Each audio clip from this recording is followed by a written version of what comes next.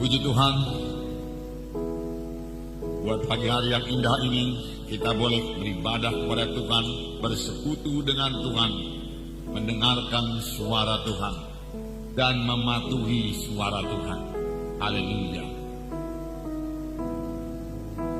Puji Tuhan buat cuaca yang baik.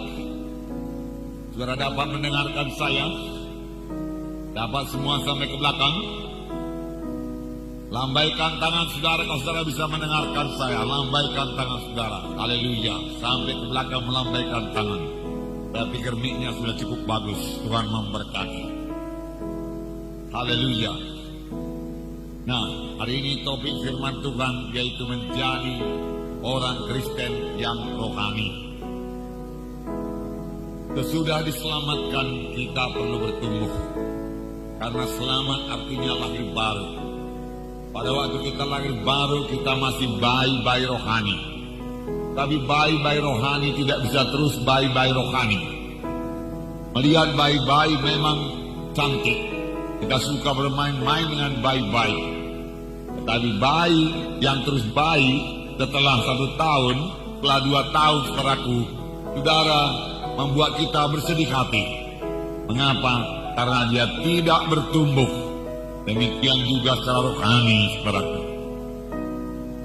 Nah, waktu anak kami masih kecil, kami sangat memperhatikan pertumbuhannya. Kalau dia kurus, kami pikir makanan apa lagi yang diberikan kepadanya, supaya dia bertambah-tambah gemuk. Jadi kami orang tua sangat merindukan anak kami bertumbuh, bertambah-tambah dewasa. Kemudian dia bisa sekolah taman kanak-kanak, kemudian sekolah SD, kemudian seterusnya sampai mahasiswa. Dan kami bersukacita melihat anak kami bertumbuh. Tetapi kalau anak kami tidak bertumbuh, tidak ada yang lebih sedih lagi melihat seorang anak yang tidak bertumbuh. Nah, dari pihak Tuhan, Tuhan juga mengendaki supaya kita ini bertumbuh. Bertumbuh menjadi apa? Saudara berkata, bukankah tubuh saya sudah cukup besar? Benar, saudaraku. Bertumbuh menjadi seperti Yesus. Bisa bersekutu dengan Yesus. Bisa berkata-kata dengan Yesus. Mengerti perkara-perkara rohani. Minggu yang lalu, saudara mendengarkan firman Tuhan. Kita harus selalu berada dalam hadirat Tuhan. Berada dalam hadirat Tuhan berarti kita bersekutu dengan Tuhan. Kita bisa berkata-kata dengan Tuhan. Kita bisa mengutarakan isi hati kita kepada Tuhan. Dan kita mendengar suara Tuhan. Itulah artinya saudaraku bersekutu dengan Tuhan. Tuhan menyelamatkan kita. Supaya kita bisa berkata-kata dengan Tuhan.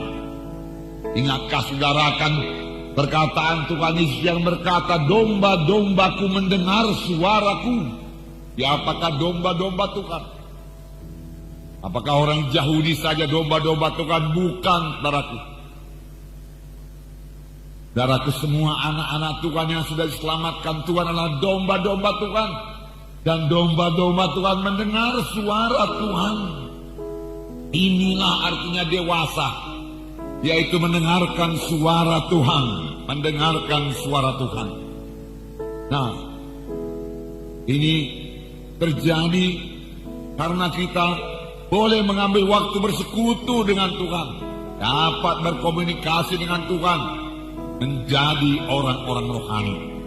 Kita membacakan pada saudara Roma 8 ayat 29. Roma 8 ayat 29. Sebab semua orang yang dipilihnya dari semula, mereka juga ditentukannya dari semula untuk menjadi serupa dengan gambaran anaknya, supaya ia anaknya itu menjadi yang sulung di antara banyak saudara.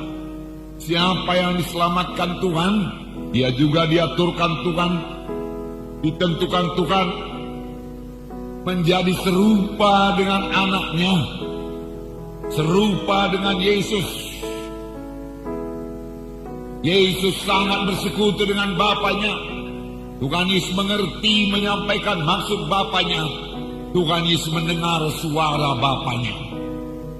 Lalu kita mendengarkan akan pada minggu-minggu yang lalu, di mana dikatakan Tuhan Yesus hanya mengerjakan apa yang dilihatnya dikerjakan oleh Bapa. Jadi Tuhan Yesus begitu erat persekutuannya dengan Bapa. Saudara, kita juga dipanggil untuk bersekutu dengan Bapa di sorga. Itulah dia dewasa rohani, bisa berkata-kata dengan Bapa di sorga, mendengar suara Bapa. Jangan biarkan segala perkara dunia dosa ini menghalangi persekutuan saudara dengan Tuhan. Itu kehendak Tuhan, menjadi sama seperti Yesus. Yesus yang mengerjakan pekerjaan Bapanya. Demikian kita sebagai anak-anak Tuhan, kita mengerjakan pekerjaan Bapa kita. Kita mengerjakan pekerjaan Yesus. Nah, jadi menjadi orang Kristen yang rohani, menjadi sama seperti Yesus, dewasa seperti Yesus. Tuhan juga mengendaki kita hidup sama sebagaimana dia hidup. Wah, ini luar biasa. Kelihatannya berat. Apakah memang betul ayat ini dituliskan dalam firman Tuhan? Jelas ini dituliskan kepadaku, dan ini bukan salah cetak. Dalam 1 Yohanes pasal 2 ayat 6 dikatakan, barang siapa mengatakan bahwa ia ada di dalam dia, dalam Yesus, ia wajib hidup sama seperti Kristus telah hidup. Siapa yang mengatakan dia ada dalam Yesus, dan kita semua mengaku diri kita ada dalam Yesus, bahkan Yesus ada dalam saya, itulah dia keselamatan.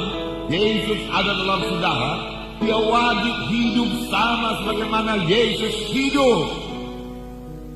Saya percaya Tuhan tidak minta sesuatu yang tidak mungkin kita laksanakan. Tentunya ini bisa jadi, dan ini kehendak Tuhan. Kita hidup sama sebagaimana Yesus hidup. Hidup dalam roh, berjalan dalam roh. Roh Kudus telah diberikan kepada kita. Bahkan baru-baru ini kita mengadakan baptisan.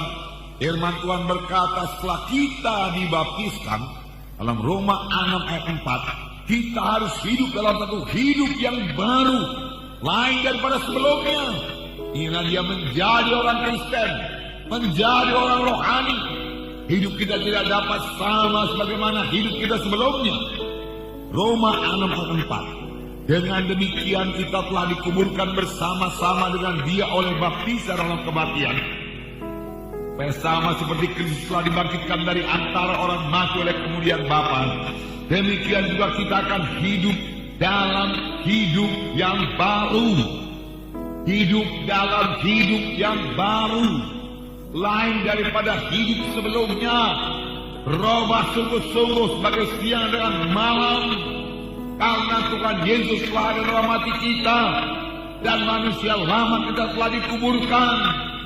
Sekarang kita adalah manusia baru, kejadian yang baru, kita harus hidup baru. Hidup yang berkemenangan, karena Tuhan menghendaki kita menang.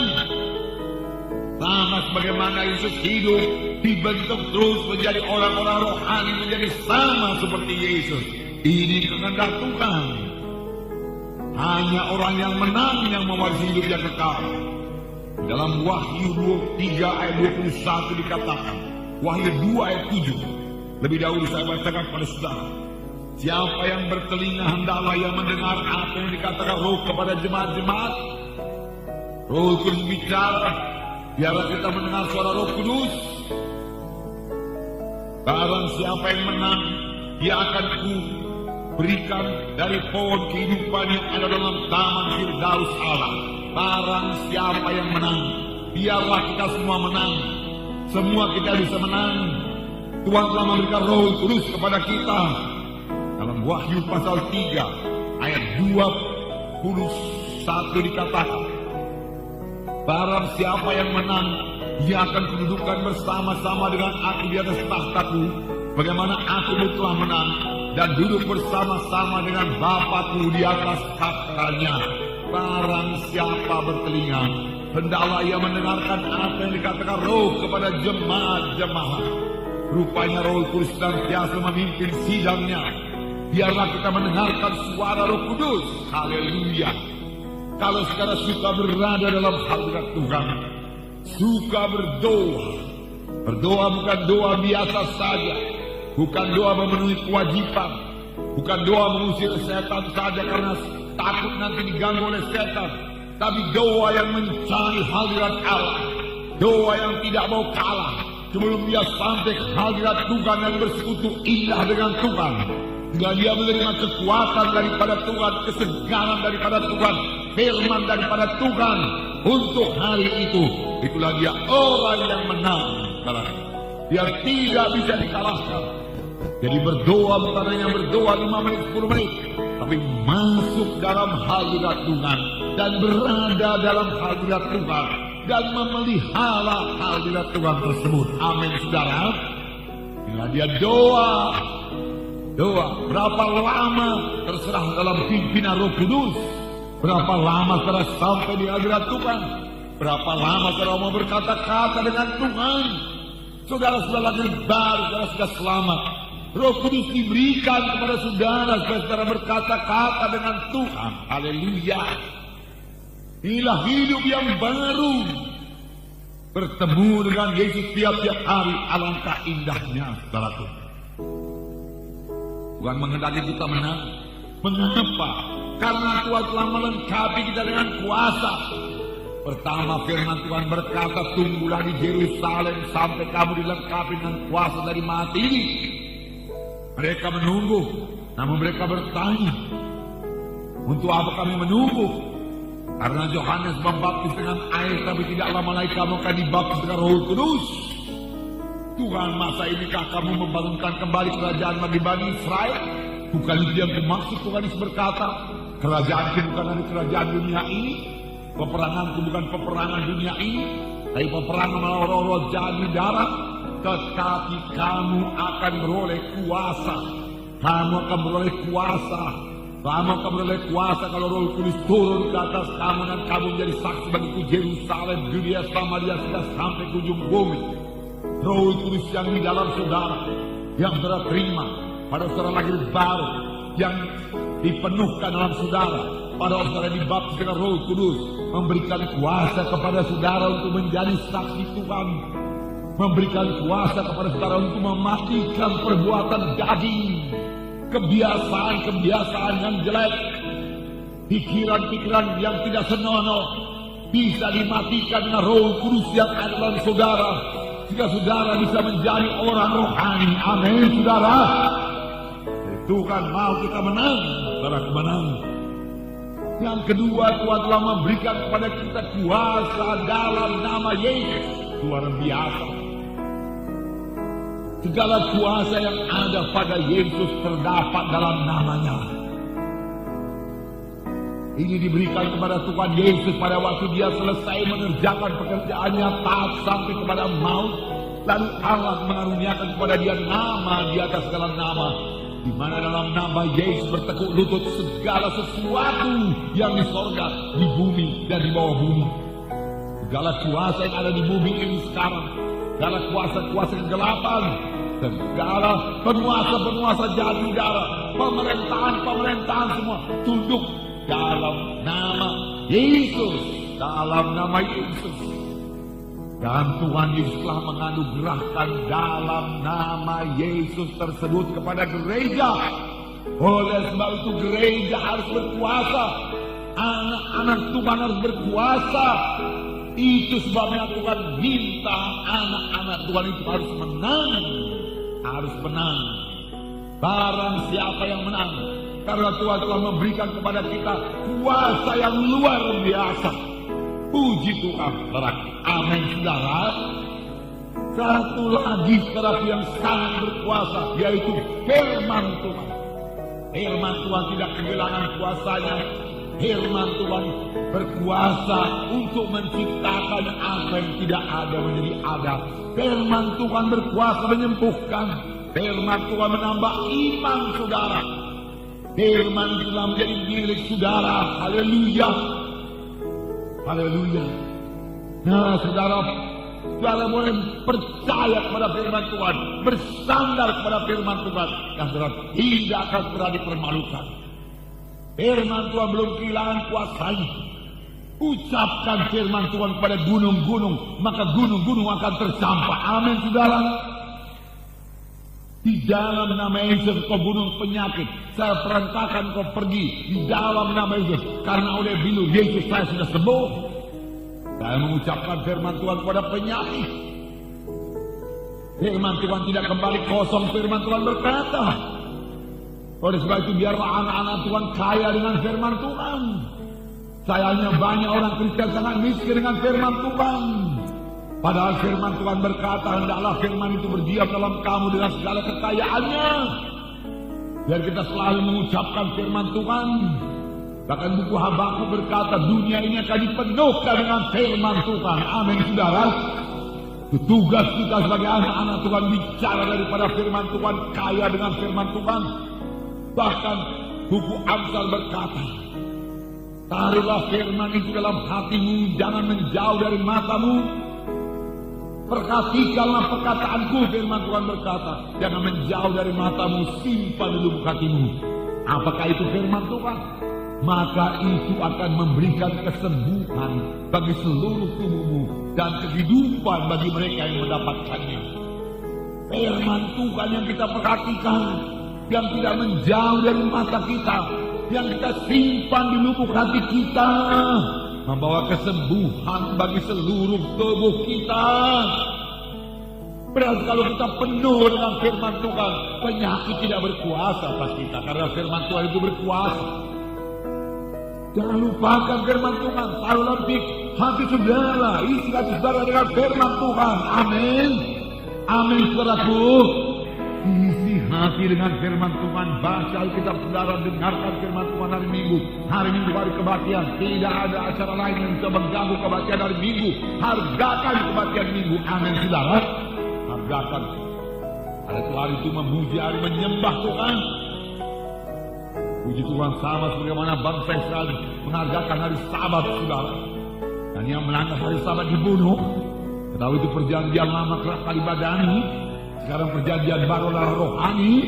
Maka hari Minggu hari beribadah kepada Tuhan, di mana kita mendengarkan firman Tuhan. Namun firman Tuhan saudara dengarkan pada hari Minggu, jangan lupakan, saudara.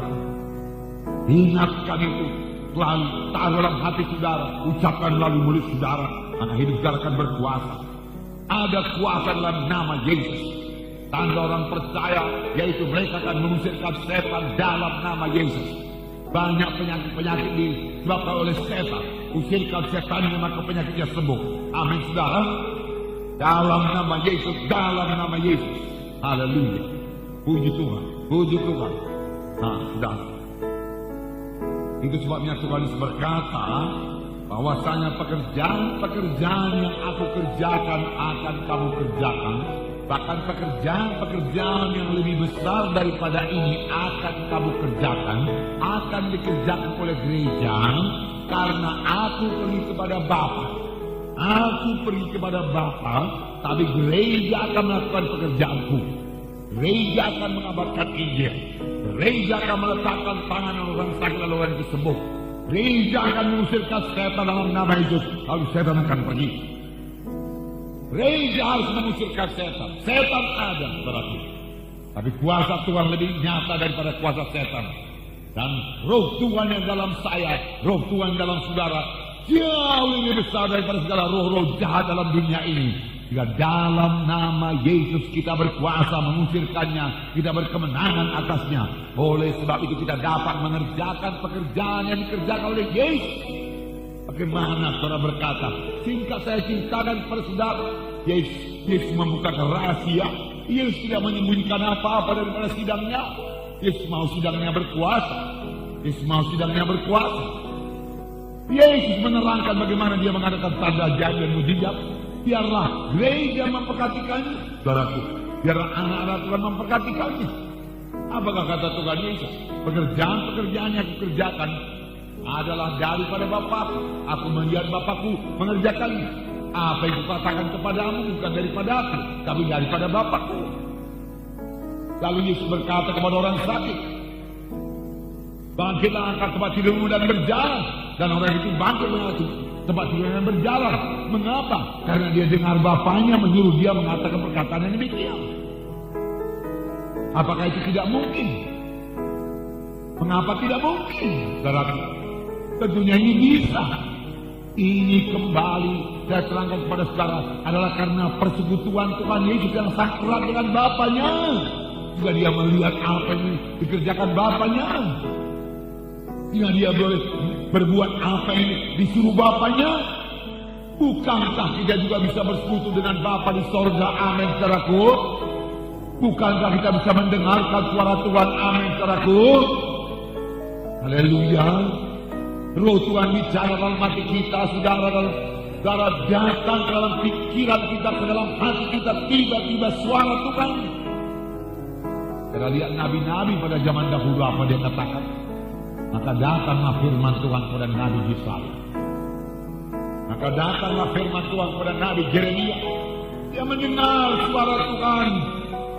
Domba-dombaku mendengar suaraku, Tuhan berkata. Ini saatnya sidang Tuhan menjadi orang Kristen yang sungguh-sungguh. Menjadi orang Kristen yang rohani. Menjadi orang Kristen yang mengerti maksud Tuhan. Musa berkata, jikalau aku telah beroleh kasih karuniamu, biarlah aku mengenal jalan-jalanmu. Aku mau lebih intim bersekutu dengan engkau. Ini saudaraku terjadi pada orang-orang rohani. Oleh sebab itu pada hari topik firman Tuhan itu menjadi orang rohani. Jangan menjadi orang Kristen yang duniawi. Jangan menjadi orang Kristen yang kedagingan, yang payah bersekutu dengan Tuhan, payah mendengarkan suara Tuhan, tidak bisa mendengarkan suara Tuhan, dikuasai oleh hawa nafsu, dikuasai oleh daging, bergumul dengan dosa, jatuh bangun hidupnya. Bukan untuk itu Tuhan menyelamatkan kita. Tuhan menyelamatkan itu untuk satu kehidupan Kristen yang berkemenangan, yang mengalahkan dunia ini. Amin, saudara. Haleluya. Untuk itu Tuhan menyelamatkan kita. Haleluya. Dan Tuhan telah memberikan segala kelengkapan yang kita butuhkan untuk hal tersebut. Saudara, Tuhan Yesus contoh kita. Tuhan Yesus sudah menang. Karena berkata Tuhan Yesus bisa sajalah Tuhan sekali Allah adalah. Tapi jangan lupa saudaraku, bahwasanya Tuhan datang ke dalam dunia ini dengan menanggalkan keilahiannya, dengan menanggalkan kemahakuasaannya. Dia tanggalkan, dia menjadi sama seperti manusia, dan dia menang atas setan, dia menang atas penyakit, dia menang atas dosa. Dia tidak pernah berdosa. Dia mengerti menyambut kehendak Bapaknya. Dia beroleh hikmat daripada Bapaknya. Dia dipimpin oleh Roh Kudus. Dan dia berhasil menebus manusia ini dari dosa. Luar biasa. Sebagai manusia, dia tidak datang sebagai Allah. Kalau sebagai Allah dia nggak perlu capek. Dia nggak perlu merasa lapar waktu puasa, nggak perlu. Jangankan 40 tahun, 40 hari puasa, 40 tahun pun dia nggak lapar berarti. Kalau dia sebagai Allah.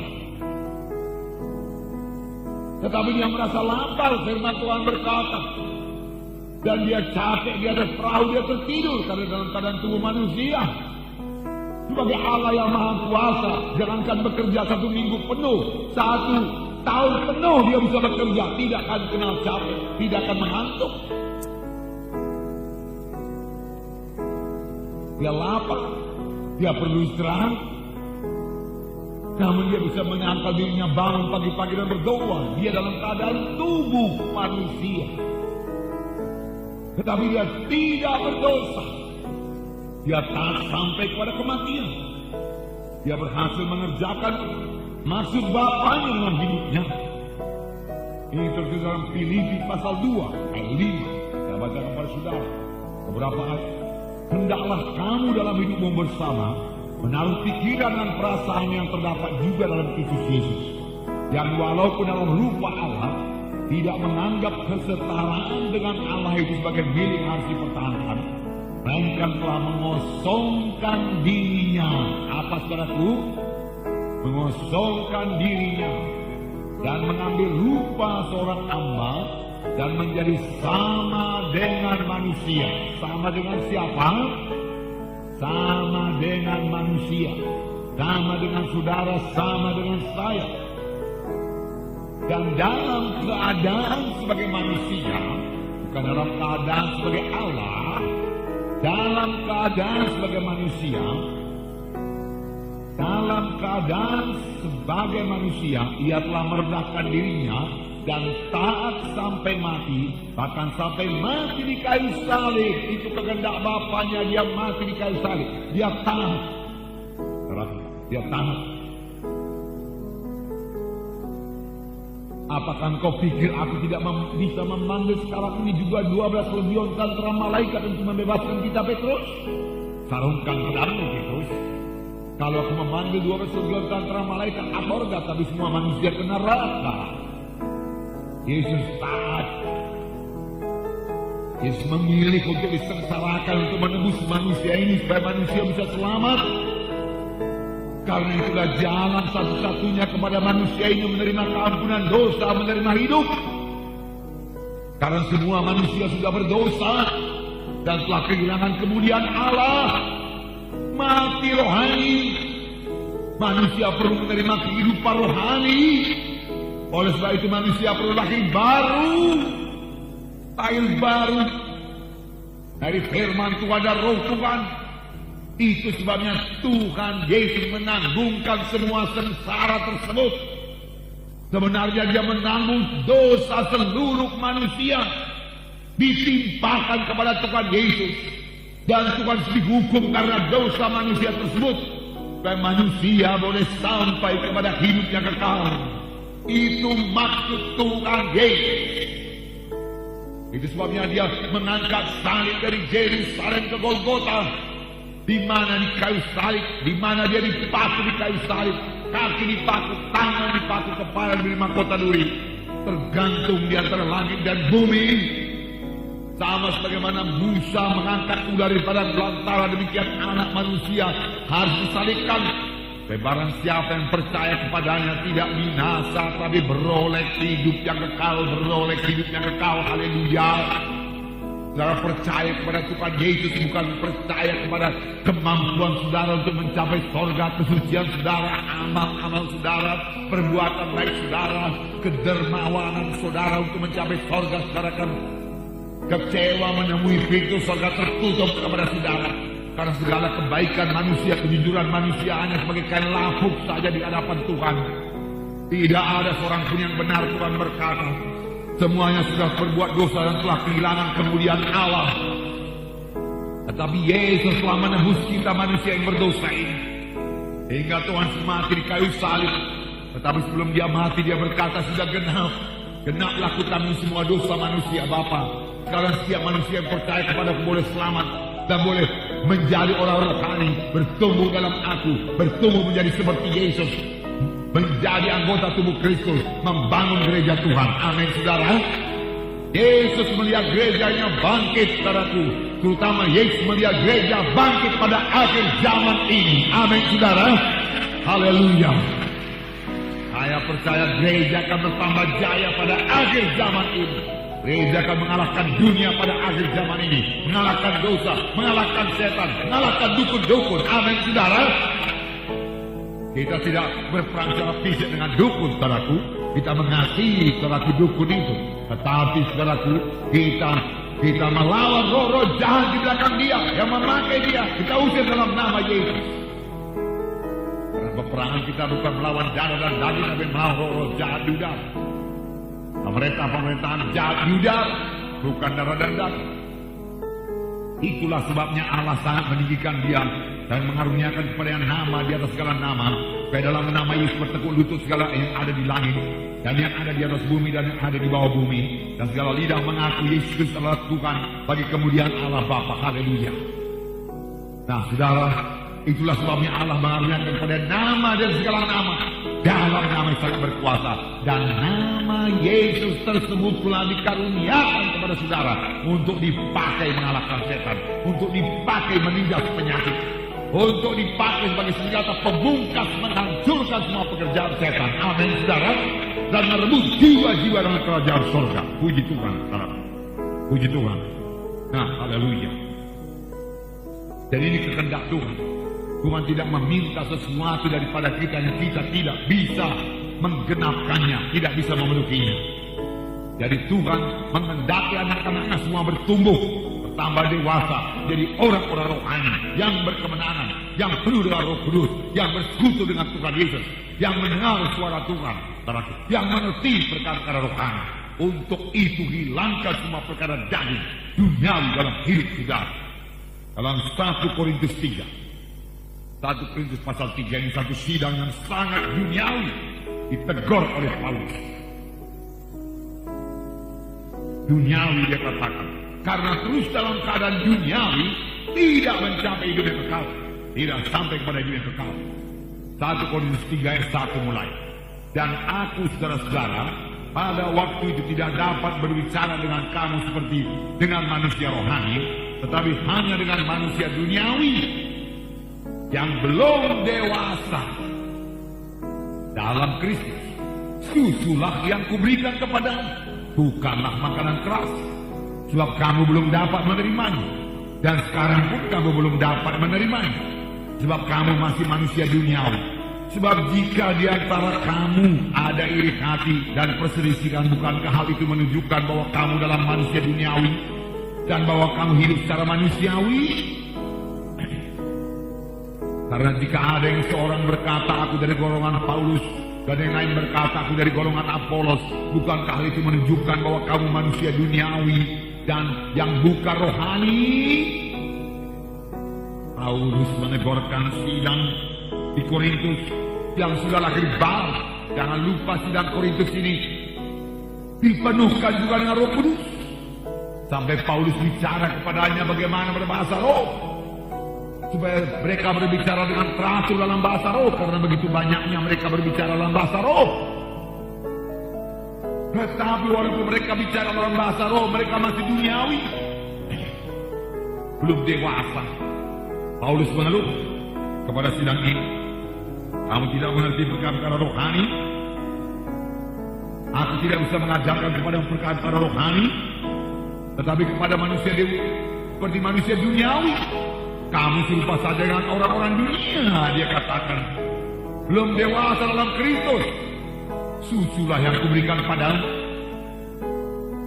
Aku memberikan kepadamu firman Tuhan yang ringan-ringan. Firman Tuhan mengenai berkat-berkat melulu. Tidak ada penyangkalan diri. Itulah makanan susu kuberikan padamu. Dibujuk-bujuk dengan firman Tuhan. Beda tetap dalam Tuhan. Tetapi akhirnya Paulus berkata, susulah yang kuberikan padamu, bukan makanan keras. Kamu tidak bisa disuruh untuk menginjil, untuk memenangkan jiwa, untuk menyangkal diri, untuk berdoa, untuk berpuasa. Belum. Sebab kamu tidak dapat menerimanya. Dan sekarang pun kamu belum dapat menerimanya. Karena kamu masih manusia duniawi. Sekali lagi dikatakan kamu masih manusia duniawi. Walaupun kamu sudah selamat, hidupmu sama dengan orang dunia, cara berpikirmu sama dengan cara berpikir orang dunia. Sebenarnya setelah kita berada dalam Kristus, cara berpikir kita ini berubah. Amin. Tujuan hidup kita berubah, keinginan kita berubah di dalam Yesus, karena kita telah lahir baru. Tapi mereka ini, kamu masih manusia duniawi. Kalau di antara kamu ada iri hati dan perselisihan, ada iri hati, ada perselisihan, ada berpihak-pihak. Nah, seorang berkata, aku dari golongan Paulus, jangan berkata di golongan Apolos. Apolos itu lebih rajin membaca Alkitab, lebih sistematis dia kalau berkhotbah. Ada yang lain, Paulus lebih matang. Paulus langsung dipilih Tuhan pada jalan ke Damsik. Aku pihak Paulus, tidak aku pihak Apolos. Paulus lebih tinggi, Apolos lebih tinggi, dan lain sebagainya. Mereka bertengkar dan menjadi berpihak-pihak.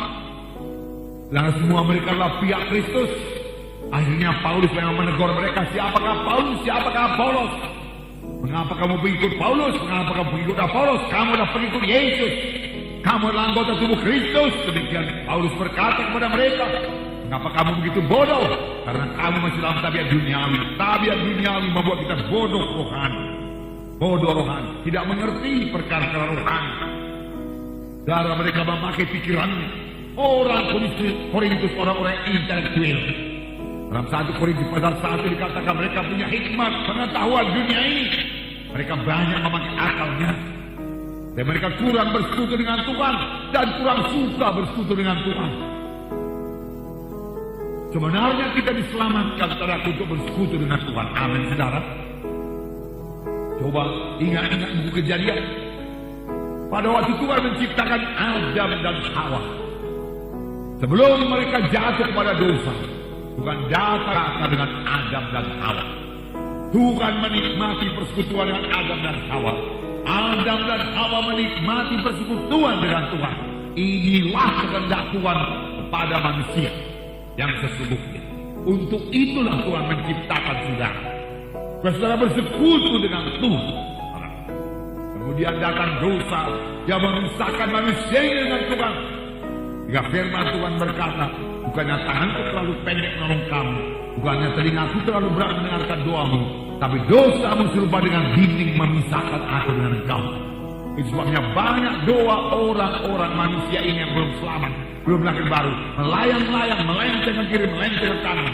Mengapa, saudaraku? Karena dosanya masih serupa dengan dinding memisahkan dia dengan Tuhan. Doanya melayang-layang. Tetapi setelah kita selamat, dinding dosa itu dicabut, kita bisa bersekutu lagi dengan Tuhan. Amin, saudara. Itu sebabnya firman Tuhan berkata, domba-dombaku mendengar suaraku. Daud sangat merasakan persekutuan dengan Tuhan.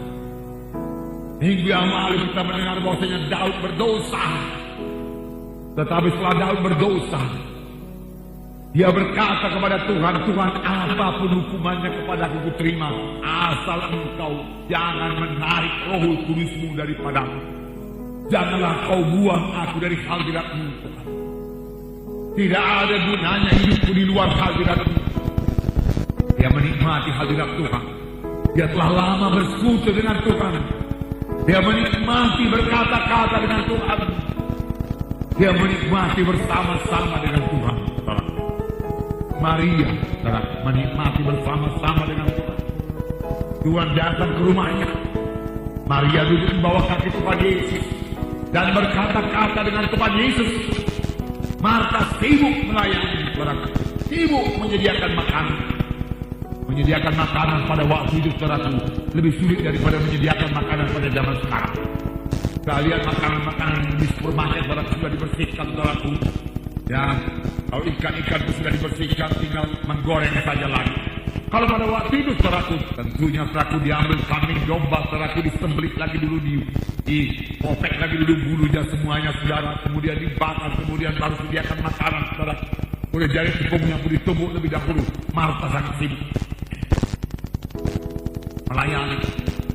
Tapi Tuhan berkata, kemudian Marta ini saudaraku berkata kepada Tuhan Yesus, Tuhan, apa kau biarkan aku saja yang bekerja? Maria duduk saja mendengarkan di bawah kakimu. Tuhan Yesus berkata, Maria telah berbuat yang terbaik. Maria telah berbuat yang terbaik. Duduk di bawah kaki Tuhan, mendengarkan suara Tuhan. Belajarlah dari ini, saudaraku. Kalau saudara pada pagi hari, saya katakan pada saudara, kalau saudara pada pagi hari tidak duduk di bawah kaki Tuhan seperti Maria, tapi pada pagi hari juga sudah sibuk seperti Marta, maka sepanjang hari saudara akan terus sibuk dan capek seperti Marta, kemudian jatuh pada bersungut-sungut, jatuh pada kehendak dada. Tapi kalau saudara seperti Maria, pada pagi hari duduk lebih dahulu di bawah kaki Tuhan, mencari wajah Tuhan dan berkata-kata dengan Tuhan. Kekuatan daripada Tuhan mengalir dalam mendengar suara Tuhan, persekutuan saudara baik dengan Tuhan, Roh Kudus memenuhkan saudara, maka segala pekerjaan saudara pada hari itu pasti diberkati Tuhan. Amin. Haleluya. Beri tepuk tangan yang meriah buat Tuhan Yesus. Haleluya. Puji Tuhan, puji Tuhan. Mari kita lihat ciri-ciri manusia duniawi. Baik kita sadar, jujur.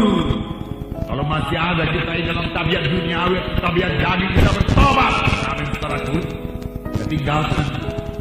Kalau tetap dalam tabiat duniawi, firman Tuhan berkata, kamu akan mati kelak.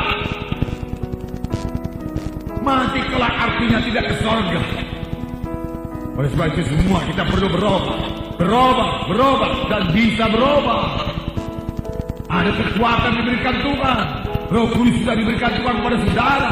Sebab dengan Roh Kudus saudara berkemenangan. Amin, saudara. Menjadi orang-orang rohani. Di dalam Korintus, saudaraku, tidak bertumbuh.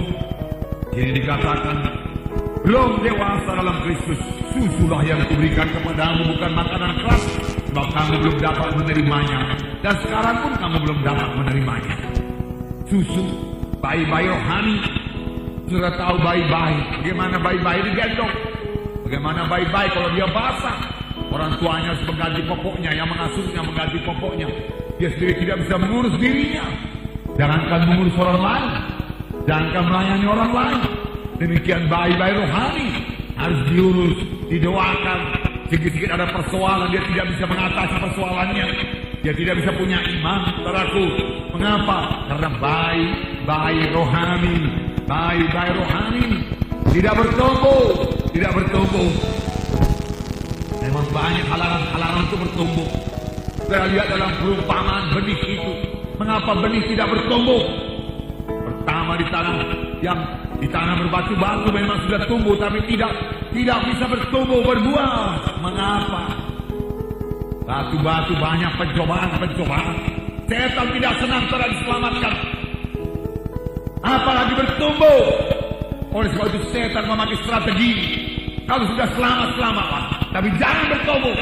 Karena anak Tuhan yang bertumbuh, yang bersekutu dengan Tuhan, yang mengerti maksud Tuhan, yang mengerti kuasa Tuhan, yang mengerti bersaksi, memenangkan jiwa-jiwa, menjadi ancaman bagi setan. Tapi orang Kristen duniawi, saudaraku, tidak membahayakan kerajaan sorga. Biarin di situ, tidak peduli. Dia tidak akan memenangkan jiwa, dia tidak akan bersaksi, dia tidak akan berdoa dalam nama itu, dia tidak akan mengusir setan. Kerajaan setan tidak terganggu oleh dia, bahkan dia hidup secara dunia. Maka setan membuai-buai dia sehingga dia merasa puas dengan keadaannya, saudara. Bayi-bayi tidak bisa mengurus orang lain, saudara. Dan apalagi, saudaraku, saudara, perkara-perkara dunia ini bisa menarik orang-orang Kristen. Tuhan dikatakan mengenai perumpamaan benih itu, yaitu yang jatuh di semak duri, tidak bertumbuh. Mengapa? Karena duri itu membunuh benih tersebut. Apakah itu? Kekhawatiran hidup dalam dunia ini. Kekhawatiran, selalu khawatir sehingga berdoa juga tidak sempat. Cemas, saudaraku. Saudara, itu tipuan setan. Firman Tuhan berkata, jangan kamu cemas, jangan kamu khawatir. Serahkan segala persoalan kepada Tuhan.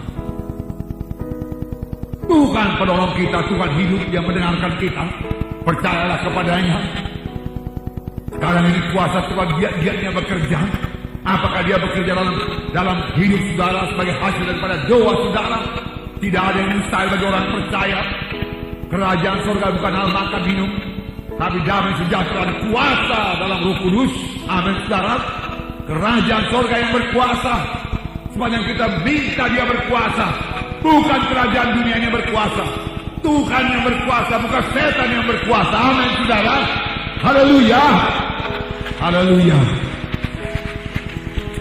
Nah, apakah kita masih perlu ditolong selalu, saudaraku? Sudahkah kita bisa memuridkan? Sudahkah kita bisa bersaksi? Mari memberi buah kepada Tuhan. Perintah agung yang berkata, pergilah kamu jadikan sekalian bangsa muridku. Bukan kepada sidang pertama saja, bukan kepada pendeta, guru Injil atau pengerja-pengerja, tapi bagi setiap anak-anak Tuhan. Ambil bahagia pada jadi terang Tuhan. Bersaksilah, saudaraku. Kunjungilah jiwa-jiwa, saudaraku. Kunjungi anak-anak Tuhan. Bekerja sama dengan anak-anak Tuhan. Kunjungi jiwa-jiwa yang belum selamat, saudara. Bawa mereka kepada Tuhan. Itu dia orang dewasa yang bisa bekerja buat Tuhan. Tidak ada manusia yang menyuruh dia, tapi Roh Kudus menggerakkan dia bersaksi. Dan dia tahu menyambut maksud Roh Kudus, saudaraku. Puji Tuhan, puji Tuhan.